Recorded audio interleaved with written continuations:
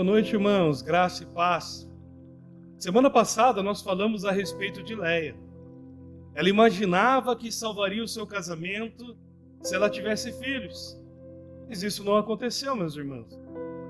Muitos casais que desejam ter filhos acreditam que o nascimento de uma criança será a solução de todas as suas dificuldades. E isso não é uma verdade. Alguns pais em nossos dias investem alto na educação dos filhos para garantir o quê? O seu próprio futuro, ou seja, uma boa velhice deles. Pensando, eu invisto hoje e amanhã eu vou ter um retorno. Já conheci pessoas assim, meus irmãos. Talvez você já tenha conhecido também. Pensando um pouco nessa ideia de educação de filhos, eu quero ler aqui um texto, do John MacArthur, e olha o que ele diz lá. Muitos filhos estão irados com seus pais, porque os mesmos nunca estão satisfeitos com o seu desempenho. Os pais vivem criticando e nunca elogiam as suas realizações. São pais frustrados, pois tentam realizar os objetivos que nunca conseguiram na vida dos seus filhos. Não importa o que o menino faz, nunca está bom. Essa criança, ela vive dentro desse contexto sobre uma forte pressão. Muitos filhos estão irados com seus pais por causa da violência verbal. São pais que usam palavras ofensivas, dizendo coisas que jamais falariam para uma outra pessoa. Coisas que ferem o coração sensível da criança, E que diminui também a dignidade humana. Muitos filhos estão irados com seus pais porque eles não reconhecem que seus filhos são outro ser humano e não uma cópia exata deles, miniatura deles. Os pais olham para os filhos e pensam que os filhos vão ser uma cópia deles. Não, é um outro ser humano que está ali. Cada criança é uma pessoa única e precisa ser respeitada em sua individualidade. Protegendo eles em excesso, esses pais acabam sufocando os filhos. São pais que não se sentem seguros e que nunca confiam suficientemente nos filhos para deixá-los agir por si só. Acham que seus filhos, ao se ferir, não vão suportar a dor concernente às coisas da vida. Tem medo que os seus filhos cometam erros. E pior, ao sufocar os filhos, eles ficam convencidos em si mesmos que estão fazendo o que é melhor para eles. O pai que age assim, ele pode ter certeza de uma coisa, a de que seu filho, ele vai ficar muito irado com o seu pai. Ei, meu irmão e minha irmã, os erros na vida são necessários. Coisa estranha, mas são necessários para o desenvolvimento e para desenvolver a responsabilidade e a maturidade na vida de um ser humano. Às vezes nós erramos para amadurecer e crescer como pessoa. E pensando em tudo isso que nós já começamos a bater um papo aqui, hoje nós vamos falar um pouquinho da pessoa de Abraão, da vida de Abraão novamente. E olha o que a Bíblia diz sobre a esposa de Abraão. Gênesis capítulo 11, verso 30 diz: Sarai era estéril e ela não tinha filhos. O desejo mais profundo do coração de Abraão era ter um filho, meus irmãos. Era ter um herdeiro, alguém que levasse o seu nome para outras gerações. Esse era o desejo mais profundo que ele tinha dentro do seu coração. Porém, existia uma dificuldade. A esposa de Abraão, ela não podia gerar filhos. Nesse contexto, Deus ele chama Abraão e faz uma promessa para ele. Olha o que diz Gênesis capítulo 12, verso 1. E o Senhor disse a Abraão: sai da tua parentela, do meio dos teus parentes e da casa do teu pai, para a terra que eu te mostrarei. E farei de ti uma grande nação. Te abençoarei, engrandecerei o teu nome, e tu serás uma bênção. abençoarei os que te abençoarem, e amaldiçoarei quem te amaldiçoar, e todas as famílias da terra serão abençoadas por meio de ti. São palavras de Deus para Abraão. Deus chamou Abraão para seguir a Deus. Abraão tinha que deixar para trás quase todas as coisas, irmãos. A maior parte da sua família e as terras do seu pai, para obedecer o chamado de Deus. Aqui no texto nós vamos ver que vai falar de família. Família no texto é o lugar onde nós realizamos um relacionamento profundo de afeto e acolhimento com pessoas que nós amamos. Terra e casa, o texto vai citar. Lugar onde nos sentimos protegidos é a casa. Lugar onde nos sentimos seguros é a nossa casa, onde estão os nossos bens materiais. Deus mandou Abraão ir para o deserto, largar tudo e ir para o deserto sem conhecer o seu destino. E por amor a Deus, Abraão teve que deixar para trás as coisas que ele mais amava. Deus deu uma promessa para ele. Deus iria abençoar todas as famílias da terra por meio da família de Abraão. Isso significava, irmãos, dentro dessa promessa, que Abraão precisava ter filhos, mas pelos meios naturais, isso era impossível. Os anos se passaram e Deus falou novamente com Abraão. Em Gênesis capítulo 17, verso 16, ele diz o seguinte: eu o abençoarei e também te darei um filho por meio dela, de Sara. Sim, eu a abençoarei. Ela será mãe de nações, e dela procederão reis de povos. Abraão, verso 17, prostrou-se com o rosto em terra e riu-se e disse consigo no seu coração: poderá um homem de 100 anos gerar filhos? Sara dará à luz Sara aos 90 anos. Oh, meus irmãos, agora os anos passaram, além de Sara ser estéril, ela estava com 90 anos de idade. E Abraão com 100 anos de idade. E aqui eu quero tornar a repetir algo. Pelos meios naturais, era impossível esse casal gerar um filho. Gênesis capítulo 21, verso 2, diz o seguinte: Sara engravidou e deu à luz a Abraão em sua velhice, no tempo determinado, sobre o qual Deus havia falado. Gênesis 21. Nenhum homem havia esperado tanto por um filho.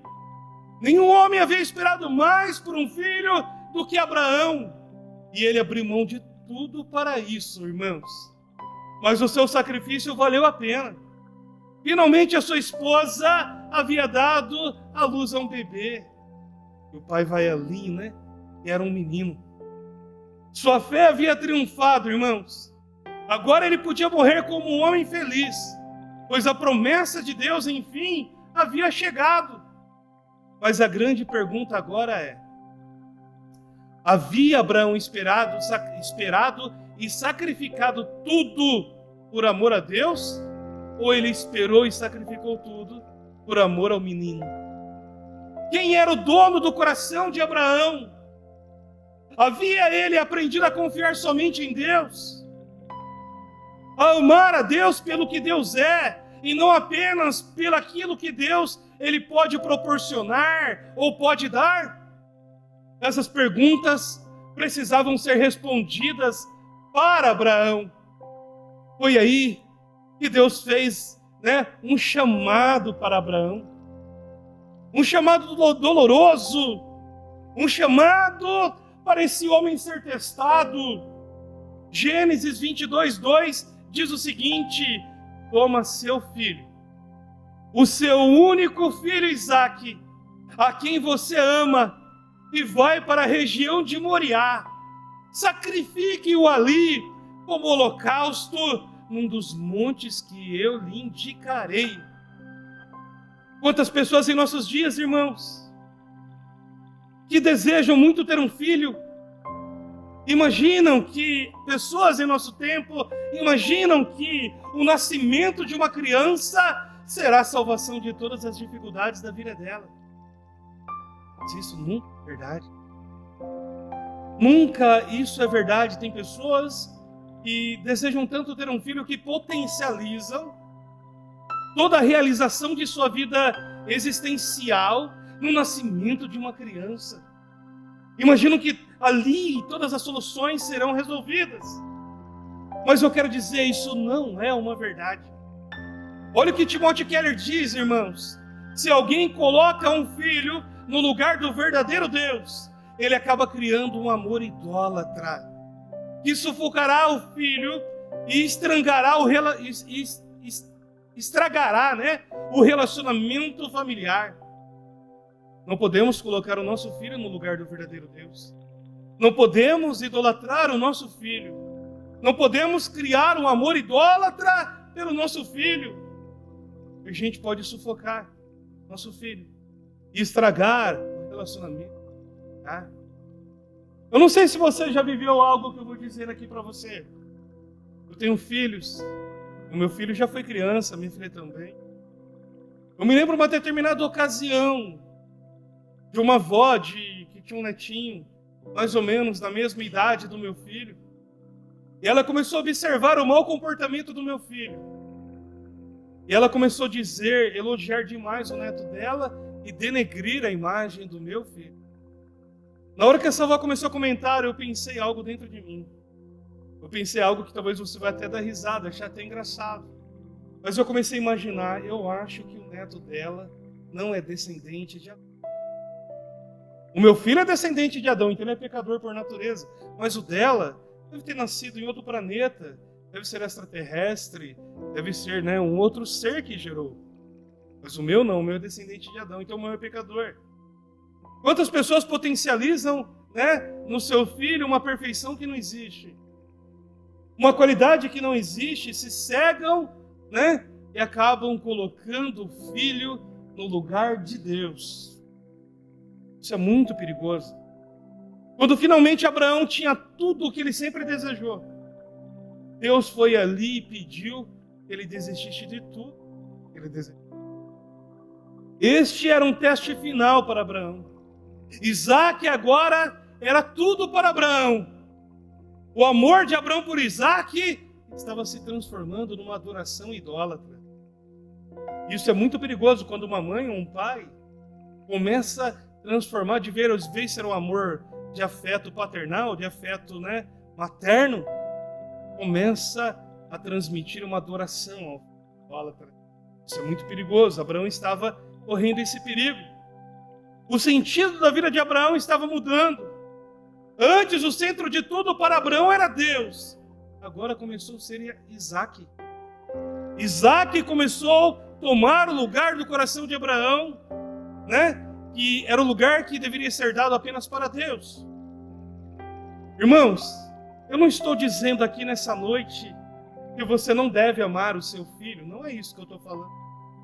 Mas eu estou dizendo que você não deve transformar o seu filho querido em um Deus, porque ele não é Deus, ele é um ser humano, igual a você também, e igual a todos os demais seres humanos.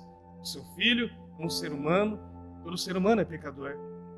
Você não pode potencializar nele uma perfeição que não existe. Se alguém coloca um filho no lugar do verdadeiro Deus, ali está nascendo o amor idólatra. E esse amor idólatra vai sufocar a vida daquela pessoa. E vai estragar o relacionamento daquela família.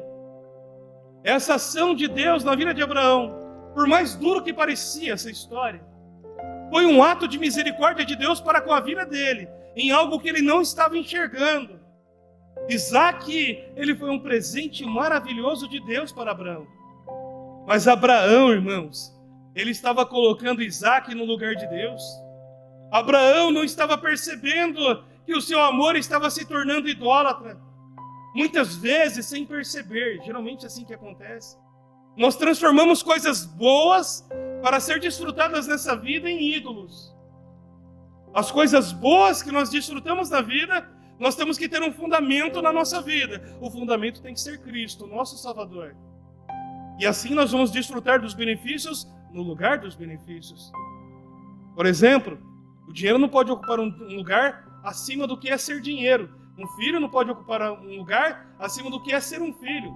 Esposa também não. E assim por diante.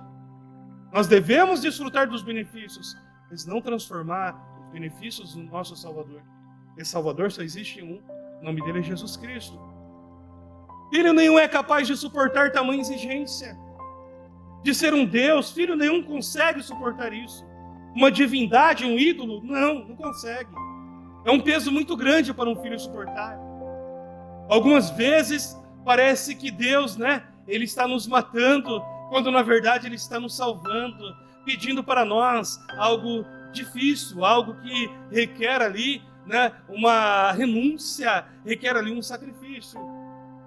Olhando essa história do lado de fora, parece que Deus estava sendo cruel com Abraão, quando na verdade Ele estava sendo misericordioso com Abraão.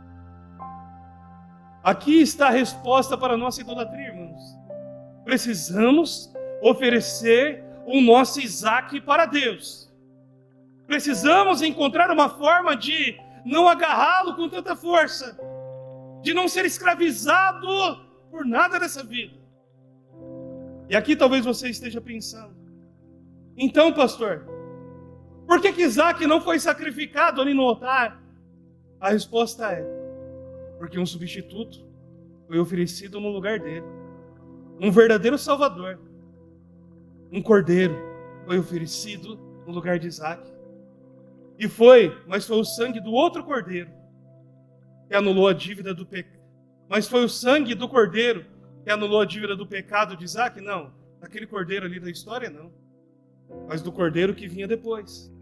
O verdadeiro substituto para o filho de Abraão foi o Filho de Deus, o Cordeiro de Deus que tira o pecado do mundo. Jesus Cristo, Ele substituiu Isaac lá na cruz.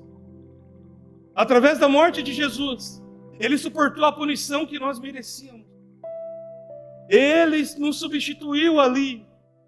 Irmãos, nós precisamos entender que o único que é suficiente para ser o Salvador da nossa vida é Jesus Cristo.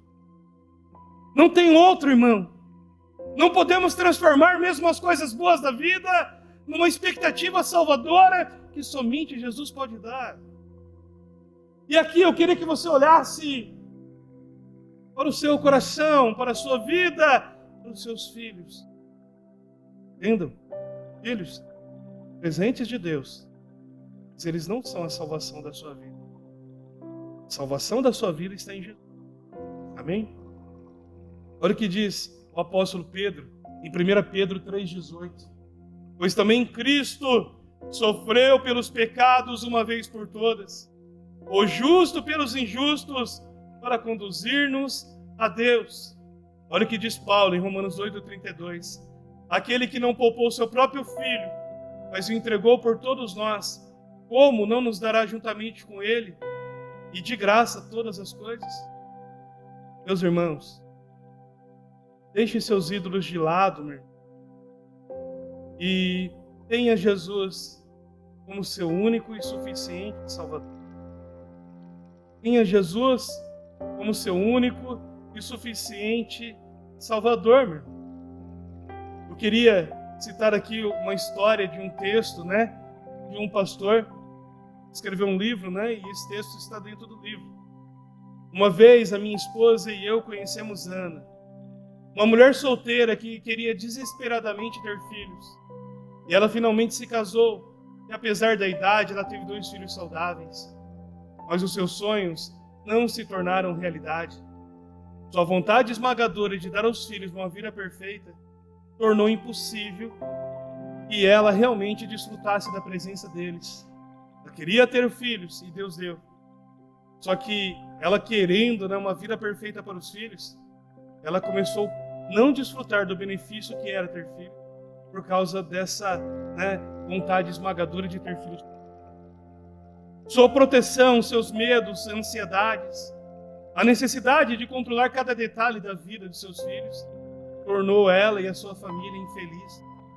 O filho mais velho da Ana não se saiu muito bem na escola. Ele mostrava sinais de problemas emocionais bem sérios. O filho mais novo era cheio de fúria. Existe uma grande chance de que a vontade de dar vidas maravilhosas para os nossos filhos acabe por arruiná-los. A realização de seus desejos mais profundos pode acabar se revelando na pior coisa que já aconteceu em relação, na educação de nossos filhos. Ana, ela estava arruinando a vida de seus filhos, porque ela não amava, não porque não amava os seus filhos, mas porque amava a Deus menos do que amava seus filhos. Em comparação, o amor por ela a Deus era menor. Como resultado, os seus filhos, se tornaram deuses. E isso estava esmagando eles debaixo de um peso, nas quais a expectativa da mãe nunca se cumpria em relação aos filhos.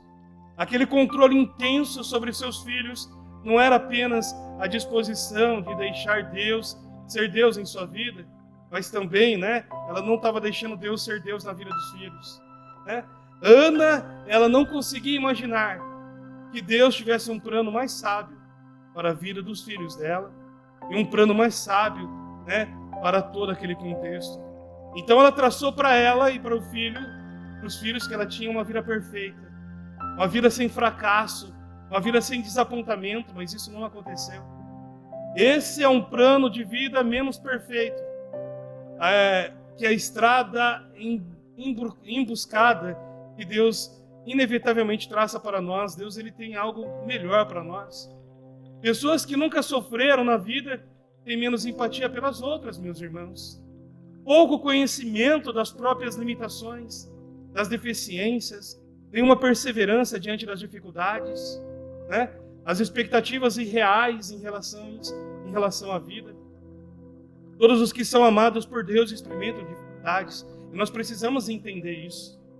Se nós não entendermos que nós vamos enfrentar dificuldades e que nossos filhos precisam enfrentar dificuldades por si só, nós vamos acabar prejudicando o nosso relacionamento familiar. O sucesso e amor dos filhos de Ana tem sido mais importante para a autoimagem dela do que para a glória e o amor de Deus. Então ela queria o sucesso dos filhos acima de tudo. Ela queria que tivesse uma boa imagem, uma boa impressão fora da vida familiar ali. Isso acabou sufocando. Ela não estava buscando a glória de Deus. Ela não estava buscando um bom relacionamento familiar para que os filhos conhecessem a Deus, não. Ela queria passar uma boa imagem. Ela queria, além disso, ela queria que os filhos fossem bem-sucedidos. Embora, ela cresça em Deus com a mente, a mais profunda satisfação do seu coração estava em ouvir seus filhos dizendo: "Ô mãe, a gente deve tudo para a senhora. A gente deve tudo na vida para você." Era isso que ela queria mais ouvir. E talvez, uma pessoa assim nunca ouça palavras pelas quais tanto anseia, porque a sua necessidade de aprovação é tão grande. Às vezes busca isso no filho, que ela acaba afastando mais os filhos e mais as pessoas que amam por buscar, de maneira tão com tanta necessidade esse tipo de aprovação. Ela precisava se dispor e se colocar, colocar Deus em primeiro lugar e ser disposta a isso. Confiar em Deus quanto ao futuro dos filhos, deixando-os até falhar quando fosse necessário. Encontrar paz no amor e na vontade de Deus para a vida dela e para a vida dos seus filhos. Ana precisava dizer em seu coração: "Meu desejo de ter filhos completamente bem-sucedidos e felizes é um sentimento completamente egoísta. Tudo gira em torno do meu desejo, E para mim me sentir digna, para mim me sentir valorosa, para mim me sentir a melhor mãe de todas." Mas ela estava se tornando, na verdade, uma mãe ruim. Se eu realmente conhecesse o amor de Deus, Ana dizendo, poderia aceitar os filhos não tão perfeitos e não estar ali sufocando eles. Se o amor de Deus valesse mais para mim que meus filhos, eu poderia amar meus filhos de modo menos egoísta e de modo mais verdadeiro. Aqui é um relato, respeito de um caso semelhante a esse. Quantas vezes, irmão, transformamos nossos filhos, ou a gente cria uma imagem de como deve ser um filho, a gente quer ali lapidar uma imagem, né, na vida daquele filho, tornando ele um. Ele foi feito por Deus, é uma identidade própria dele, nos acertos e nos erros. Ele vem a conhecer a Deus, ele vai conhecer a Deus por meio de uma conheça a Deus. Espero que você, pai e mãe, que esteja essa noite, conheçam Deus. Conheçam a Jesus Cristo, seu único e Salvador, e ensinar os seus filhos de Jesus, a salvação da vida deles. Não de vocês, certo? Porque senão vocês vão falhar. Gostaria de fazer uma oração aqui essa noite, para a gente poder estar encerrando nosso estudo aqui dessa quinta. Dizer uma coisa para você. Talvez, né? Nosso filho pode se tornar o nosso ídolo. Permita que isso aconteça, meu irmão. Senhor Jesus, eu coloco diante da tua presença a vida do teu filho e da tua filha. Eu peço para ti que ele venha desfrutar desse benefício que o Senhor deu. Ter filho para a glória de Deus. E ele não venha transformar os seus filhos em seus ídolos, para que possa ter um bom relacionamento familiar, de modo que glorifica o teu nome. Que Jesus seja o salvador dessa família. É isso que nós pedimos. Deus abençoe, meu irmão. Eu agradeço a você, todo o coração, né? Você ter nos ouvido até este momento. Amém?